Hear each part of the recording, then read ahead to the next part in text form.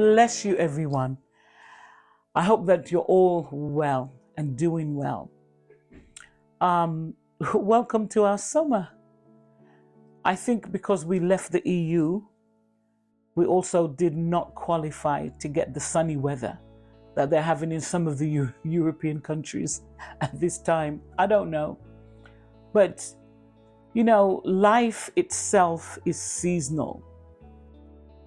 And as we're passing through what should be the summer season, it's turned out to be more like autumn or even early winter. And I think for myself, it could be very disappointing. It could even be depressing because I'm a gardener, as you know. And whilst I'm really enjoying the rain, it's amazing because I planted a new garden this year. And if there's one thing I need, it is rain. But there's also something else that I need, which is some sunshine and some dry weather. And if it's your life, and based on what season you're in, you might feel like certain things should be happening. You should be in a certain place. You should have passed certain milestones by now. And when that doesn't happen, life could feel very disappointing, especially if you're feeling judged by others. So how do we navigate the seasons in our lives? How do we make sense of the things that happen and even some of the things that don't happen? Well, in the scripture, and there's always going to be a scripture, Ecclesiastes 3, and most of you will be familiar with this. I'm not going to read it all, but I will read the first verse, and it says, "To everything there is a season and a time to every purpose under the heaven." And it literally goes on to say, there's a time to be born, a time to die, a time to gather, a time to scatter, a time for everything, time for war. And that sounds really wonderful. But when it feels like all you're doing is waiting and waiting and waiting, it could become a depressing scenario.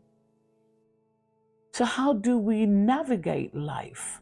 How do we get through what we need to get through? I think that we should stop setting things in our brains like, by the time I'm 25, I should have done this. By the time I'm 30, I should have done that. By the time I am whatever age. Because it doesn't matter what age you get to, there's always more expectations. There's always something that you should be achieving.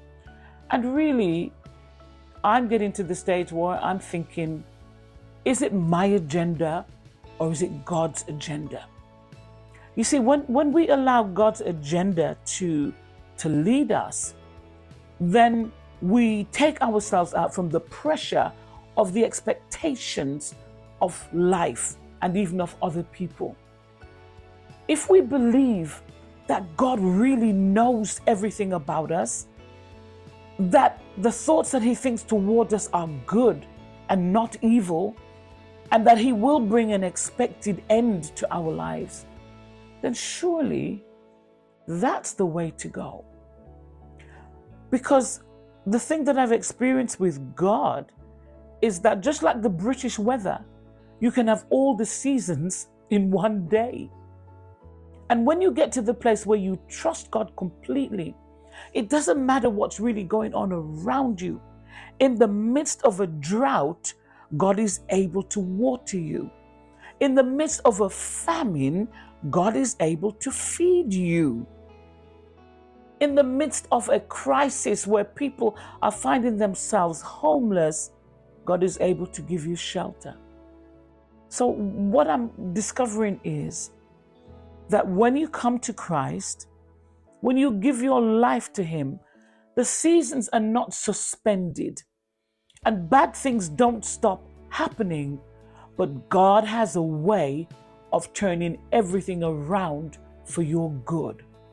You will become depressed if your expectation is only based on seasonal activity on where you are in your life. But when your expectation is from the Lord. You will never be disappointed.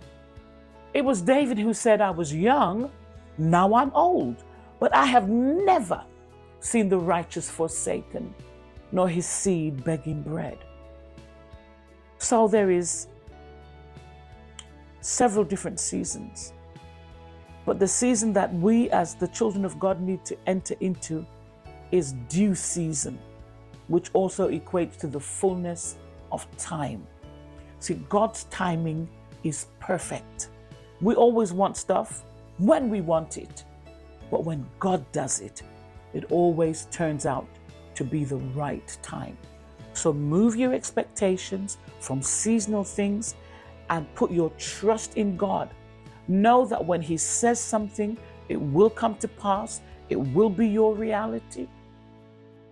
And you will have it. May God bless you.